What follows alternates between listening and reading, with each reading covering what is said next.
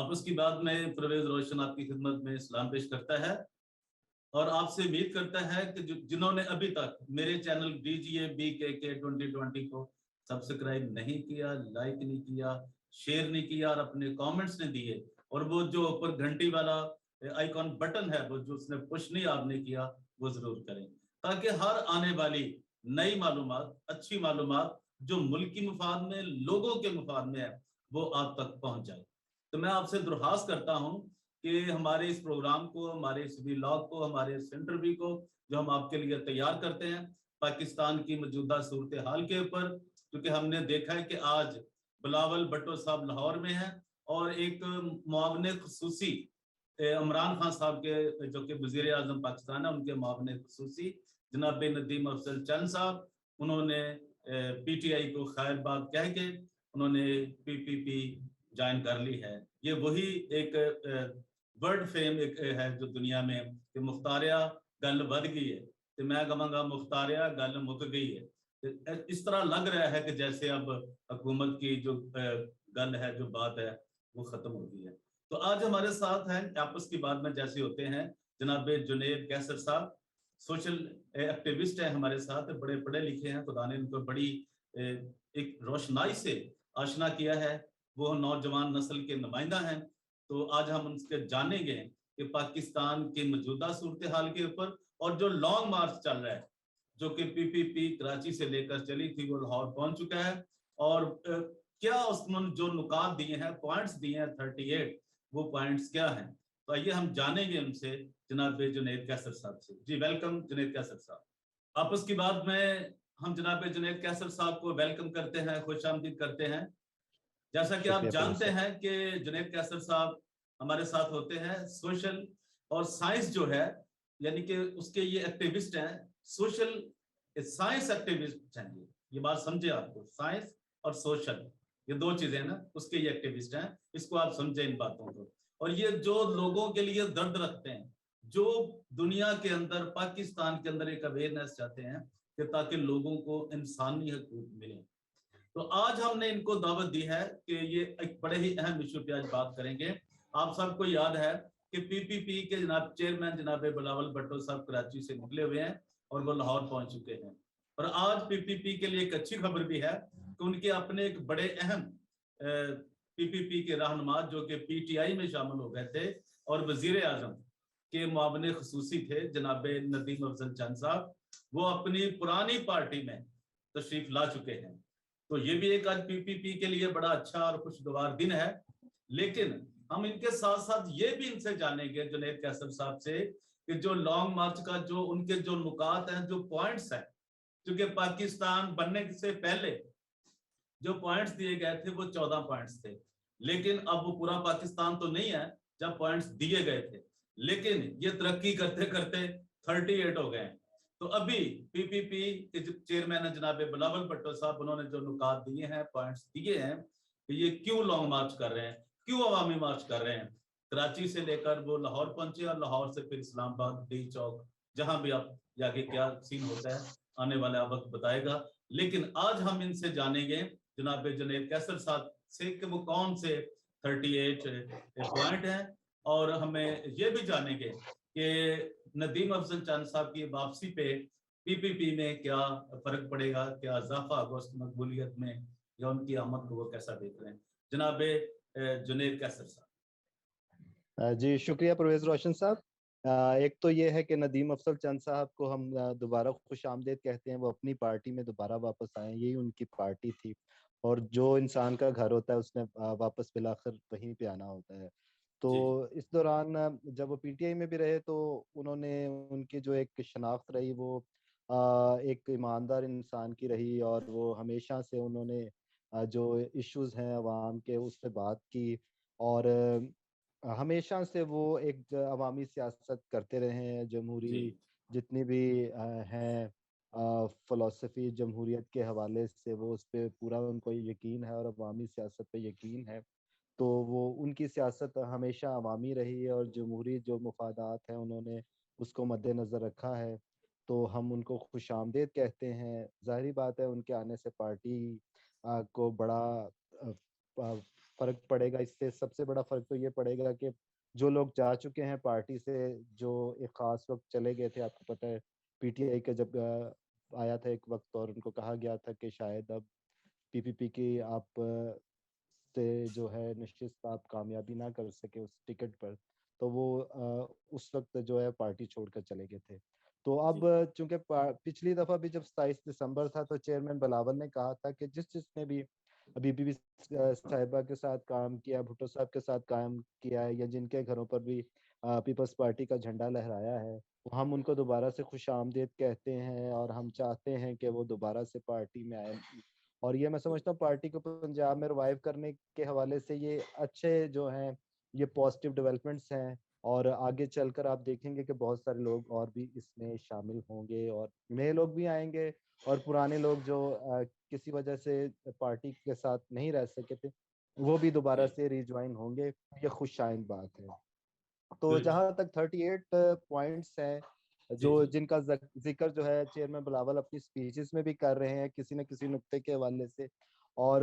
اس میں یہ ہے کہ وہ یہ ایک عوامی چارٹر آپ اس کو سمجھ لیں، یہ عوام کے مطالبات کو جو ہے پیپلز پارٹی نے اپنی فلسفی اور اساس کی بنیاد پہ جو ہے ان کو پیش کیا ہے، اور یہ پاکستان کو جتنے بھی مسائل ہیں پاکستان کے، چاہے وہ جمہوریت سے ہوں، انتخابات سے ہو، فورن پالیسی سے ہو، دہشت گردی سے ہو، مذہبی اقلیتوں سے متعلق ہو، خواتین سے متعلق ہو، نوجوانوں کے حقوق کے حوالے سے ہو، یونین سازی کے حوالے سے ہو، یہ جتنے بھی پاکستان کو اس وقت درپیش چیلنجز ہیں ان کو ٹچ کرتا ہے، ان کو ایڈریس کرتا ہے۔ اسی وجہ سے یہ عوامی چارٹر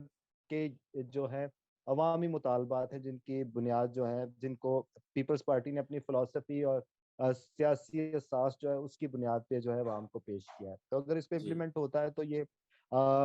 پاکستان کو بہت آگے لے جا سکتے، ایک ڈیولپنگ جو ہے نیشن بنانے میں بڑے معاون ثابت ہو سکتے ہیں، بلکہ کلیدی کردار ادا کر سکتے ہیں۔ تو میں چاہوں گا کہ ہم اپنے ناظرین کو یہ بتائیں کہ یہ 38 پوائنٹس ایگزیکٹلی ہیں کیا، اور ان سے کس طریقے سے پاکستان کو جو ہے فائدہ ہو سکتا ہے آنے والے دنوں میں اگر اس پر امپلیمنٹیشن ہوتی ہے نیکسٹ گورنمنٹ کے دوران۔ تو اس میں یہ ہے کہ پہلی جو مطالبہ ہے اس میں یہ مطالبہ ہے کہ حکومت کی ہر سطح پر ایماندارانہ اور آزادانہ انتخابات، چاہے وہ مطلب بلدیاتی الیکشنز ہوں، چاہے وہ وزیر اعظم کا الیکشن ہو، چاہے صدر کا الیکشن ہو، چاہے چیئرمین سینٹ کا الیکشن ہو، جتنے بھی یہ ٹیئرز آف گورنمنٹ ہیں اور پوزیشنز ہیں، ان پہ جو الیکشنز ہیں اور فری اینڈ فیئر ہو، کوئی اس پہ اعتراض نہ کر سکے، اور اس کی بنیاد پہ ایک صاف شفاف گورنمنٹ آئے، ٹرانسپیرنٹ طریقے سے آئے، اور وہ عوام کی حقیقی نمائندہ ہو۔ جب حقیقی نمائندہ گورنمنٹ ہوگی تو وہی عوام کے مسائل کو ایڈریس کر سکتی ہے، چاہے وہ فورن پالیسی کے امور ہوں چاہے داخلی امور ہو۔ تو یہ اس کی پہلی ہے نقطہ۔ دوسرا اس کا نقطہ یہ ہے کہ دوسرے نقطے میں یہ بیان کیا گیا کہ 1973 کے آئین کے مطابق حکومت کا نظم و نسق چلایا جائے، گورننس جو ہے وہ 1973 کے پیٹرن پہ کی جائے، جو جس پہ تمام ایک متفقہ آئین ہے جس پہ تمام پارٹیاں متفق ہیں، جو جمہوریت پہ یقین رکھتی ہیں اور آئین پسندی پہ یقین رکھتی ہیں۔ کوئی جتنی بھی جمہوریت آج دنیا میں ڈیولپڈ ہے، امریکہ ہو، انڈیا ہو، اس میں جو پارٹیشن ہوئی ہے جس کی اداروں کے درمیان مختلف اداروں کے درمیان جو کلیدی ادارے ہیں مین، ان کے درمیان سیپریشن آف پاور اس کو کہتے ہیں۔ تو سیپریشن آف پاور جو ہے وہ ہوئی اور کوئی ادارہ جو ہے دوسرے ادارے کے اختیار میں جو ہے مداخلت نہیں کرتا، اپنے اختیارات سے تجاوز نہیں کرتا۔ تو یہ پرنسپل جو ہے اس پر اگر عمل درآمد ہو تو اداروں کے درمیان جو تصادم اور ٹکراؤ ہمیں نظر آتا ہے پاکستان کی سیاست میں وہ نہ ہو۔ پھر اس کے مطابق اسی کو آگے ایلوبریٹ کرتے ہیں کہ تمام اداروں کی اپنی اپنی آئینی حدود میں رہتے ہوئے کارکردگی اور اختیارات، کہ وہ اختیارات کو استعمال اس کے ڈومین میں استعمال کریں گے تو اسی کے بنیاد پہ جو کارکردگی ہوگی اس کا تعین جو ہے عوام بھی کریں گے، اور سب چیزیں جو ہے عوام کے سامنے آئیں گی، کارکردگی عوام کے سامنے بالکل ٹرانسپیرنٹ ہوگی۔ تو اس کے بعد جو ہے پانچواں اس کا وہ پارلیمنٹ اور کمیٹی سسٹم کا استحکام اور پائیداری۔ جمہوریت جو پاکستان میں پارلیمانی جمہوریت ہے، اس میں جو بنیادی ریپرزینٹیٹیو ادارہ ہے جو وہاں کی جو خواہشوں کا مظہر ہے اور اس کی جو خواہشات ہے اس کو آرٹیکولیٹ کرتا ہے، لیجسلیٹ کرتا ہے، وہ پارلیمنٹ ہے۔ اور اس میں کمیٹی سسٹم جو ہے وہ بہت اہم جو ہوتا ہے، کیونکہ پارلیمنٹ کے اندر جو کمیٹیز ہیں وہ بہت آپ سمجھ لیں ایک اہم وہیکل ہیں اور وہی اس پورے نظام کو چلاتی ہیں. تو جی یہ جو ہے اس کا استحکام اور پائیداری ہونا بہت ضروری ہے. تو اس کو 5ویں نمبر پر ایڈریس کیا گیا ہے. پھر یہ ہے کہ اعلیٰ عدلیہ کے ججوں کی تقرری کے سلسلے میں پارلیمانی کمیٹی کے 1973 کے آئین میں دیے گئے کردار کا اثر نو تعین. مطلب جی ججز کی جو ہے تقرری اس سلسلے میں پارلیمانی کمیٹی جو ہے اس کے جو 1973 کے جو بنیادی فلسفی ہے آئین کی اس کے تحت جو ہے اس کے کردار کا اثر نو تعین کیا جائے. اور اس کے کردار کو میں سمجھتا ہوں اگر بڑھایا جائے پارلیمانی کمیٹی کے کردار کو تو پاکستان میں عدلیہ جو ہے اس میں عوامی جو ہے جھلک وہ زیادہ نظر آئے گی. پھر یہ ہے کہ اس کے بعد جو ہے آزاد الیکشن کمیشن آف پاکستان. ظاہری بات ہے آزاد الیکشن کمیشن آف پاکستان جو ہے وہی جو ہے انشور کرے گا ایک آزاد آزاد منصفانہ اور ٹرانسپیرنٹ جو ہے شفاف انتخابات کو. تو اس لیے یہ اس کا ہونا آزاد بہت ضروری ہے نہ کہ کسی حکومت کے تابع جو ہے وہ کام کر رہا. جی ابھی آپ نے دیکھا ڈسکا کے انتخابات میں الیکشن کمیشن نے اپنا رول پلے کیا تو نتائج مختلف ہوئے. پھر اس کے بعد یہ ہے کہ قانون کی حکمرانی کو یقینی بنانا. تو رول آف لا ہونا بہت ضروری ہے کہ رول آف لا ہوگا تو سب لوگ جو ہیں قانون کے تابع ہوں گے اور قانون میں جو امپلیمنٹیشن ہے ان پر برابر ہوگی. کوئی قانون سے اباب نہیں ہوگا. یہ ایک جمہوری پرنسپل ہے اور یہ اگر ہو تو رول آف لا تو پاکستان جو ہے جمہوریت بھی یہاں پہ مضبوط ہوگی اور عوامی حکومت بھی جو ہے آگے چلے گی اور اس میں بہتری آئے گی. اس کے بعد یہ ایک آزاد اور قابل احتساب عدلیہ ایک آزاد بھی اور قابل احتساب بھی عدلیہ جی ہو. پھر اس کے بعد جو ہے یونین سازی کی بات آتی ہے 10ویں نمبر پہ. اس میں انہوں نے بیان کیا ہے کہ تمام مزدوروں کا اس میں تمام مزدور جو ہے ان کا ذکر آ رہا ہے بشمول انفارمل معیشت کے مزدور کانٹریکٹ لیبر اپنے گھروں سے کام کرنے والے مزدور گھریلو ملازمین موسم کے اعتبار سے کام کرنے والے کھیت مزدوروں معاشی بانی میں کام کرنے والے جنگلات کے شعبے کے کارکنوں ماہی گیری کے مزدور جہاز سازی کانکنی تعمیراتی شعبہ مالیاتی شعبے ٹرانسپورٹ تجارت اور خدمت کے شعبوں کے مزدوروں کو مطلب جتنے بھی ہیں یہ جی مزدور جس بھی شعبے سے ہیں ان کو جو ہے یونین سازی کا حق دیا جائے. اس وقت جو ہے یہی بیان بھی کر رہے ہیں کہ صرف صوبہ گورنمنٹ نے کام کیا ہے وہ یہ ہے کہ طلبہ کے لیے یونین سازی کا حق اور طالب علموں کے فلاح و بہبود کے امور میں ان کا فیصلہ ساز کردار. ابھی جی لاہور میں بھی جو سپیچ کی چیئرمین بلاول نے اس میں انہوں نے نوجوانوں پر خاص بات کی ان کے حقوق کے حوالے سے اور خاص طور پہ یونین سازی کے اگر ان کو شروع سے ان کی تربیت کی جائے گی تو ان کو ملکی امور کا اندازہ ہوگا اپنے سماج کے بارے میں اندازہ ہوگا اپنی جو ہے مختلف ریپرزنٹیشن کا اندازہ ہوگا. وہ خود بھی ریپرزنٹیٹیو بنیں گے اور ان جی کو جدید جو جمہوری اور سیاسی فلسفیز کے بارے میں پتہ چلے گا اور جمہوری اقدار کے بارے میں بھی ان کی آشنائی ہوگی. تو یہ اس کا ایک اہم ہے. اس کے بعد جو ہے وہ خاص طور پہ پرنٹ میڈیا کے حوالے سے یہ بات کر رہے ہیں 12ویں نمبر پہ سے لے کر یہ تقریباً 15ویں نمبر تک یہ ہے جی آزادی اظہار کے حق کو یقینی بنانا. فریڈم آف ایکسپریشن ہونا چاہیے. ہر کسی کو اپنی بات کرنے کی حق ہونا چاہیے. خصوصاً شہریوں کو سوشل میڈیا کا دور ہے ان کو حق ہونا چاہیے کہ وہ اپنی بات کریں. میں تو سمجھتا ہوں کہ جو بات بھی کرنا چاہتا ہے نا جو وہ کرے کیونکہ یہ ہونا بہت ضروری ہے کیونکہ بہت ساری باتیں ہو رہی ہوں گی تو اسی میں سے عوام تعین کریں گے کہ کون صحیح فکر ہے اور کون سی فکر جو ہے پاکستان کو تباہی و بربادی کی طرف لے کے جا رہا جی ہے. اب مسئلہ یہ ہے کہ پاکستان کا جو میڈیا ہے وہ ایک خاص قسم کے نقطہ نظر کو پیش کرتا رہا ہے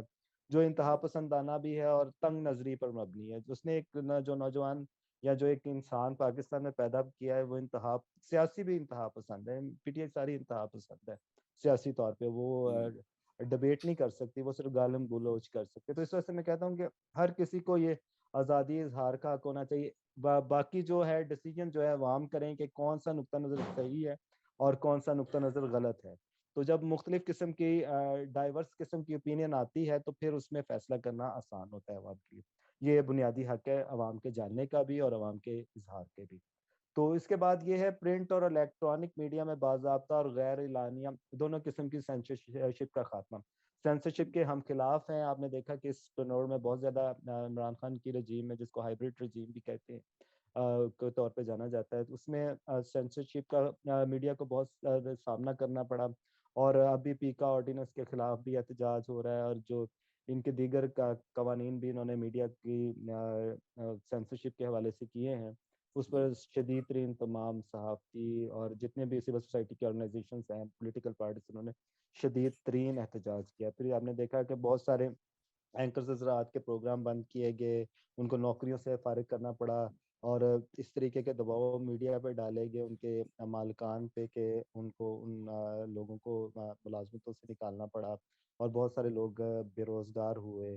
تو یہ اس کے لیے جو ہے سینسرشپ کا خاتمے کا مطالبہ کر رہے ہیں. پھر یہ ہے کہ میڈیا کمیشن کی رپورٹ کی سفارشات کے مطابق پیمرا کی آزادی کے لیے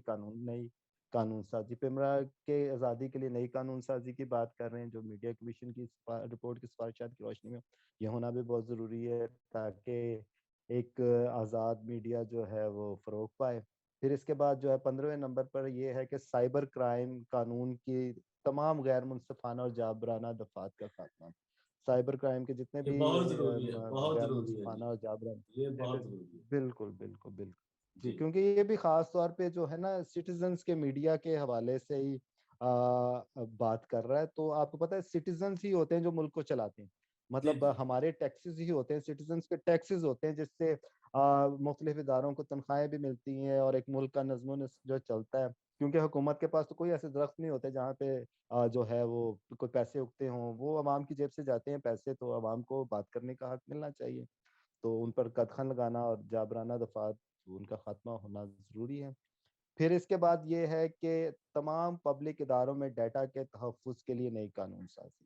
کہ جو پبلک ادارے ہیں تو ان کے پاس جو ڈیٹا ہے اس کو تحفظ دینے کے لیے نئی قانون سازی. جی 20ویں نمبر پہ یہ کہہ رہے ہیں کہ تمام پبلک مقامات, پبلک جی ٹرانسپورٹ اور پبلک سہولیات میں خواتین, بچوں اور خصوصی اہلیتوں کے افراد کا باسہولت داخلہ یقینی بنانا. جی جی ٹریولنگ میں بھی خواتین کو بھی ایشوز ہیں, اور خصوصی اہلیتوں کے جو ہیں کسی طریقے سے ڈسیبلز ہیں, ان کا افراد کا جو ہے باسہولت داخلہ جو ہے ان کو یقینی بنانے کے لیے جو اقدامات جو ہے وہ کرنے چاہیے. اس جی کے بعد جو ہے 21ویں جو ہے ان کا نقطہ یہ لازمی تعلیم کے حوالے سے ہے. یہ کہہ رہے ہیں 16 سال کی عمر تک بچوں کی آئین میں دی گئی شق کے مطابق لازمی تعلیم کو ایک مقررہ مدت کے اندر اندر یقینی بنانا. یہ بہت ضروری ہے کیونکہ پڑھے لکھے لوگ ہوں گے جی تو پھر ہی ملک ترقی کرے گا, اور لوگوں کے روزگار کے بھی مواقع جو ہیں وہ جنریٹ ہوں گے. تو جی لازمی تعلیم ہونا بہت ضروری ہے. پھر اس کے بعد یہ ہے کہ قابل استعداد صحت اور علاج معالجے کے حقوق کی فراہمی کو بشمول مفت تشخیص, آؤٹ پیشنٹ کیئر, دوائیاں, ہسپتالوں میں داخلے کی سہولیات کو سرکاری اور منظور شدہ نجی شعبے کے اسپتالوں کے نیٹ ورک کے ذریعے یقینی بنانا. یہ ہیلتھ کو ایڈریس کر رہا ہے. تو جتنے بھی اس میں ایشوز لکھے گئے ہیں ان کے حوالے سے یہ کہہ رہا ہے کہ سہولیات جو ہیں صحت کے حوالے سے, ہیلتھ کے حوالے سے, اس کو یقینی بنایا جائے. یہ ساری جی انہوں نے جی چیزیں اس پہ لکھی ہیں. اس کے بعد جو ہے وہ 23ویں نمبر پہ یہ کہہ رہے ہیں کہ ان خواتین کے لیے جنہیں زچہ اور بچہ کی سلسلے میں مفت خدمات اور نقد معاوضے کی ضرورت ہے, ایک مقررہ مدت کے اندر اندر ان حقوق کی فراہمی کو یقینی بنانا. یہ جی بہت ضروری ہے. ایک ماں اور بچے کی صحت کے حوالے سے مفت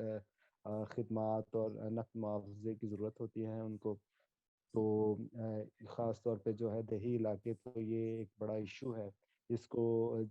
ان حقوق کو جو ہے ان کی فراہمی جو ہے وہ یقینی بنانی چاہیے تاکہ ایک صحت مند ماں جو ہے وہ ایک صحت مند بچے کو جنم دے گی, اور اس سے ہی ایک صحت مند جو ہے معاشرہ جو ہے وہ تشکیل پائے گا. تو جی اس کے بعد جو ہے وہ 24ویں نمبر پہ یہ کہہ رہے ہیں کہ اقلیتوں کی جبری تبدیلی مذہب کی روک تھام کے لیے مؤثر قانون سازی اور اس پر عمل درآمد. یہ بہت امپورٹنٹ ایشو ہے کیونکہ پہلے بھی ہماری بات ہو چکی ہے اس حوالے سے کہ پاکستان سے اقلیتیں جو ہیں وہ جا رہی ہیں, اور ان کو غیر یقینی صورتحال کا بھی سامنا ہے, خوف کا بھی سامنا ہے, اور ان کو یہاں پر کوئی ایسی کشش بھی محسوس نہیں ہوتی. خاص طور پہ غریب طبقات کی میں بات کر رہا ہوں. امیر لوگ جو ہیں بشپ صاحبان یا اس جو ہمارے ایک الیٹ کلاس ہے ان کے تو یہ مسائل نہیں ہیں, ان کے پاس تو ڈبل ڈبل پاسپورٹس بھی ہیں, تو وہ ان کی تو ہم بات نہیں جی کر جی رہے. جس میں یہ ہے کہ جو ہیں عام لوگوں کی بات کریں جو غیر یقینی صورتحال کا جن کو پاکستان میں سامنا ہے اور وہ خوف کا شکار ہیں, تو یہ جو جبری مذہب کی تبدیلی ہے یہ بھی ایک طرح کی جو ہے پرسیکیوشن کی قسم ہے مذہبی معاشروں میں. تو اس کی روک تھام کرنے کے لیے اس عوامی چارٹر میں جو ہے وہ زور دیا گیا, تو یہ ایک اچھی بات ہے, بہت اچھی بات ہے. اس سے جی پاکستان میں اقلیتوں کا جو ہے کانفیڈنس ریسٹور ہوگا, اور وہ پاکستان میں اپنے ملک میں, کیونکہ یہ انہی کا ملک ہے, وہ کوئی باہر سے لوگ نہیں آئے ہوئے, تو ان کو یہاں پر ایک جو ہے اپنائیت محسوس ہوگی, اور خوف اور جو انتہا پسندی کی جو جن شکلوں کا ان کو سامنا ہے اس کا خاتمہ ہوگا. تو اس کے بعد یہ ہے صوبائی خود مختاری اور آئین کی 18ویں ترمیم اور آئین کی دیگر شقوں کے تحت دیے گئے صوبائی حقوق, مثلا نیشنل فائنانس کمیشن ایوارڈ کے مقررہ مدت پر اجرا کی گارنٹی, جو آئین کے اندر جو پاکستان کے جو فیڈرل اکائیاں ہیں صوبائی صوبے ہیں ان کو جو ہے صوبائی خود مختاری اسی سینس میں ہو سکتی. تو یہ ہے کہ نیشنل فائنانس کمیشن کے جو ہے اس کا بھی مقررہ مدت پر اجرا کی گارنٹی ہونی چاہیے. یہ ایک کانسٹیٹیوشنل ایشو ہے, تمام صوبوں کو جو آئین میں جو ان کے حقوق دیے گئے ہیں خاص طور پہ مالیاتی ان کو انشور کرے گا یہ جی جی نیشنل فائنانس کمیشن, اور ان کی جو محرومیاں ہیں اس کے خاتمے میں یہ ہم پہلے بھی رول پلے کرتے رہے نیشنل فائنانس کمیشن ایوارڈ, تو آگے بھی رول پلے کریں گے. اور اس کے بعد یہ ہے کہ بلوچستان کے 25ویں نمبر پہ یہ بھی صوبائی خود اختیاری اور جو سینس آف ڈیپریویشن ہے بلوچستان میں اس کو جی ایڈریس کر رہے ہیں کہ بلوچستان کے عوام کے پاکستان کے آئین کے دیے گئے حقوق کی یقینی فراہمی اور ان کے فیصلہ سازی کی آزادی کو یقینی بنانے کے لیے قومی اتفاق رائے پیدا کرنا, یہ بہت ضروری ہے.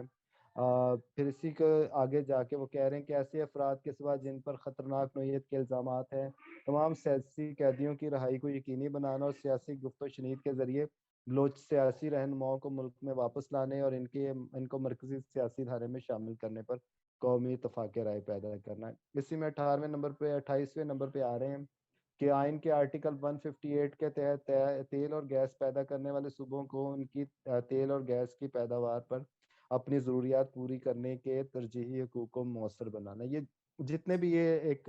بریکٹ اگر ہم ان کو کریں ان تمام جتنے میں نے 25 سے لے کر جو ہے 28 تک میں نے پڑھے ہیں, اس میں یہی ہے کہ صوبائی خود اختیاری اور صوبوں کی جو ہے زیادہ سے زیادہ مالیات اور وسائل پر کنٹرول, اسی سے جو ہے فیڈریشن مضبوط ہوگی, اسی سے پاکستان مضبوط ہوگا. جب صوبے مضبوط ہوں گے اور ان کے پاس مالیاتی حقوق ہوں گے اور وہ خوشحال ہوں گے تو پاکستان اس سے خوشحال ہوگا, نہ کہ وہ اگر سینس آف ڈیپریویشن اور ایک احساس جو ہے محرومی اور ناراضگی کا شکار رہیں گے تو اس سے پاکستان کو نقصان ہوگا, اس سے پاکستان کا وفاق جو ہے مضبوط نہیں ہوگا. تو اس کے بعد یہ ہے کہ 29واں جو ہے وہ نیشنل ایکشن پلان کے حوالے سے اس پر عمل درآمد کو یقینی بنانے کی بات کر رہا ہے. اسی سے پرتشدد انتہا پسندی کے واقعات کا خاتمہ ہوگا, جیسے کہ آپ نے یہ سیالکوٹ کا واقعہ دیکھا اور ابھی باقی بھی جو واقعات ہوتے ہیں انتہا پسندی کے جس میں عوام خود ہی اپنے جو ہے فیصلہ کرتے ہیں, خود ہی فیصلہ کرنے کی. قانون ہاتھ میں لے کر جس طریقے سے لوگوں کو سڑکوں پر قتل کرتے ہیں اور ان کا معصوم لوگوں کا خون بہاتے ہیں اور قانون پر خود ہی عمل درآمد کرنے کی کوشش کرتے ہیں. حالانکہ آپ کو پتہ ہے کہ ریاست کا ہی صرف اختیار ہوتا ہے کہ وہ قانون کو نافذ کرے, اور جو ہے وائلنس کا جو اختیار ہے وہ صرف ریاست کے پاس. ٹھیک ہے, ریاست ہی امن و امان کو قائم کرنے کے لیے صرف وائلنس کا استعمال کر سکتی ہے. کوئی عام شخص جو ہے اس کے پاس کسی بھی فرد کے پاس یہ اختیار نہیں ہے کہ وہ قانون کو اپنے ہاتھ میں لے اور پرتشدد کارروائیاں جو ہے اس کو جو ہے کسی بھی شخص پر جو ہے امپلیمنٹ کرے. تو اس میں 30ویں نمبر پر ہے جنوبی پنجاب کے عوام کی شناخت اور ان کی خواہشات کے مطابق جنوبی پنجاب کے نئے صوبے کا قیام اور اس علاقے کو نظر انداز کیے جانے اور اس کی پسماندگی کا خاتمہ. تو یہ پیپلز پارٹی کا شروع سے یہ رہا ہے کہ جنوبی پنجاب کا صوبہ قائم کیا جائے اور وہاں کی جو پسماندگی ہے اور اس کو ختم کیا جائے، اور کچھ جو ہے ان ایون ترقی نہیں ہونی چاہیے، مطلب پنجاب کے کچھ شہر جو ہیں وہ آباد ہوں اور کچھ برباد ہوں، یہ جو ہے یہ طریقہ کار درست نہیں ہے۔ بلکہ جب بھی نیشنل فائنانس کمیشن ہے تو اس کے بعد جو ہے پروونشل فائنانس کمیشن کی بھی بات ہوتی رہی ہے، تو جب تک کہ صوبوں میں بھی، صوبوں کے اندر جو شہر ہیں ان کے اندر بھی ان ایون پروگرس رہے گی تو وہ بھی جو ہے سینس آف ڈیپریویشن اور جو ہے ناراضگیوں کو جنم لے گی، اور یہ بھی وفاق کے لیے اور پاکستان کے لیے کوئی بہتر نہیں ہے۔ تو یہ اچھی بات ہے کہ یہ بات کر رہے ہیں اس کے جنوبی پنجاب کے صوبے کی۔ اس کے بعد ہم آتے ہیں 31 پہ، تو یہ گلگت بلتستان اور آزاد جموں کشمیر کے علاقے جات کی مالیاتی خود مختاری اور ان کے ریونیو اور مرکز سے تفویض کی کردہ مالی وسائل پر مکمل اختیار دینا، اس کی بات کر رہے ہیں۔ یہ بھی اس کو فیڈریشن کو اور پاکستان کو مضبوط کرے گا کہ اگر وہاں کے لوگ خوشحال ہو گئے اور ان کے پاس مالیاتی خود مختاری ہوگی اور ان کے پاس ریونیو کلیکٹ کرنے کا ہوگا ایک بہتر میکنزم اور زیادہ انڈیپینڈنس ہوگی، تو یہ علاقے بھی ترقی اور خوشحالی میں ان کے اضافہ ہوگا، اور اس سے پاکستان ایونچولی جو ہے پاکستان جو ہے وہ خوشحال اور ترقی یافتہ ہوگا، اور یہ لوگ بھی خوش ہوں گے، اور جب لوگ خوش ہوں گے تو اپنی ریاست سے تو پھر وہ ظاہری بات ہے ملک کے لیے اور قوم کے لیے بہت اچھی بات ہے، اور ترقی کا سفر جو ہے اس سے آگے بڑھے گا۔ اس کے بعد جو ہے مزدوروں کے لیے قابل گزارا اجرت کی ادائیگی کا حق، ملک بھر میں موجود کم سے کم اجرت میں اتنا اضافہ جس میں وہ عزت کے ساتھ رہ سکے اور اپنے اپنے افراد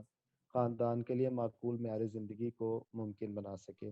تو dignity of human being is very important, انسانوں کی جو ہے ڈگنیٹی اور عظمت کا خیال رکھنا ریاست کا کام ہے۔ وہ اپنے مزدوروں کا، اپنے کسانوں کا، مزدوروں کا خاص طور پہ خیال رکھیں کہ ان کے پاس، کیونکہ وہ کسی پہ ڈپینڈنٹ کر رہے ہوتے، کسان تو اب کسی کا ملازم اس شکل میں نہیں ہوتے، مزدور تو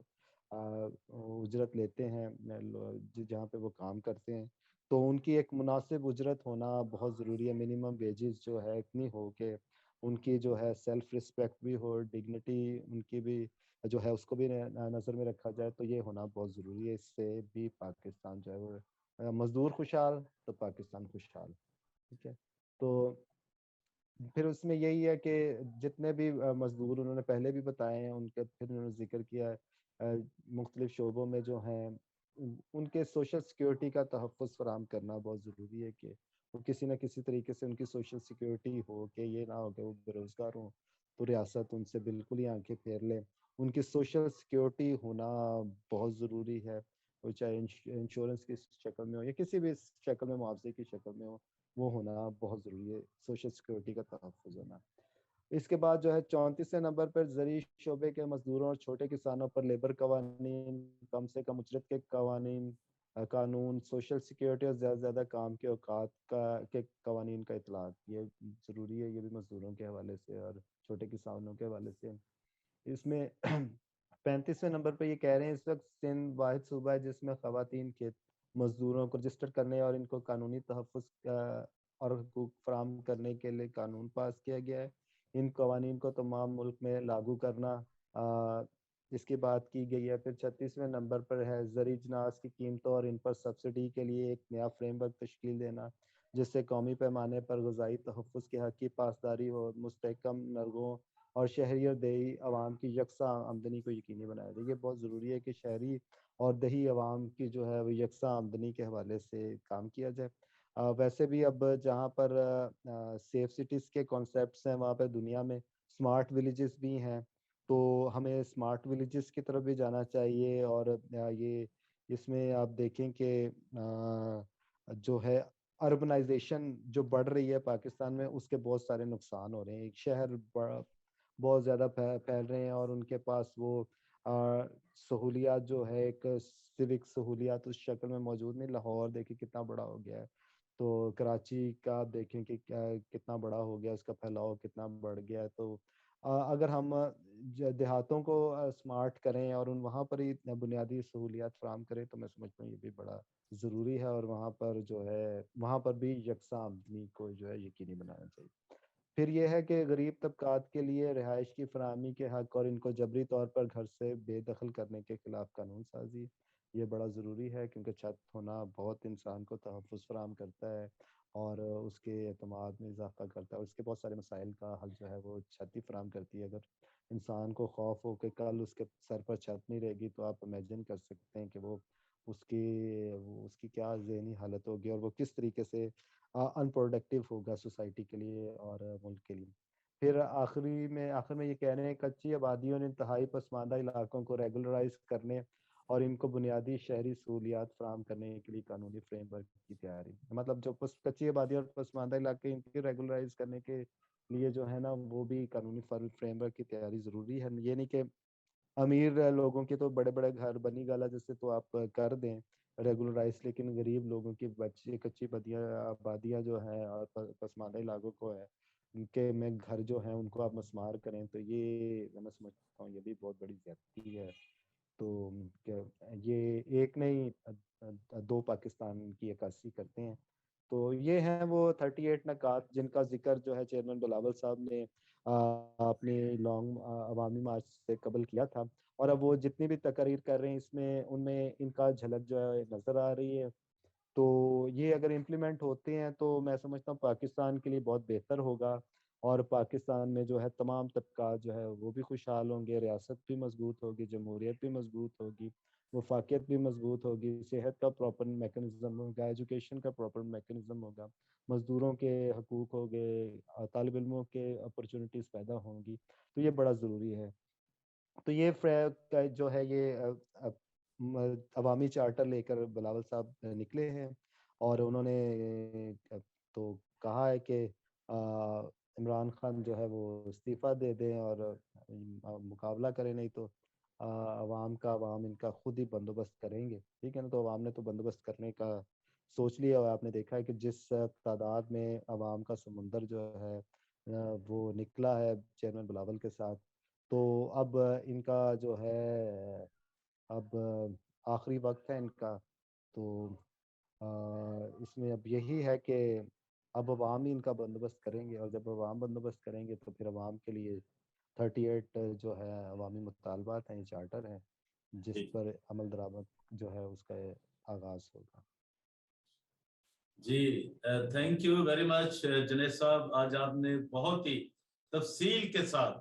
جو لانگ مارچ جو عوامی مارچ ہے اس کے جو نکات تھے 38 وہ آپ نے بتائے ہیں، اور مجھے یقین ہے کہ یہ بہت جلد اس کا جو انجام ہے، اس کا جو رزلٹ ہے وہ آنے کو ہے، اور یہ جو جتنا بھی مارچ ابھی چل رہا ہے یہ اپنے انجام کو پہنچنے سے پہلے ہو سکتا ہے کوئی ریزائن کر کے کوئی مہاتما صاحب بنی گالا جاتے تھے۔ تھینک یو ویری مچ، آپ کا بہت بہت شکریہ، آپ نے ٹائم دیا، اور میں ان سے پھر درخواست کرتا ہوں جو بھول گئے ہیں، جنہوں نے میرے چینل کو DGA-BKK 2020 کو سبسکرائب نہیں کیا، لائک نہیں کیا، شیئر نہیں کیا، وہ ضرور کریں، اور میری جو سیاسی ورکرز ہیں ان سے یہ درخواست ہے کہ جنید صاحب جو کچھ کہہ رہے ہیں ان کے متعلق اپنی رائے کا اظہار ضرور کریں۔ Thank you very much, thank you very much sir. Thank you so much.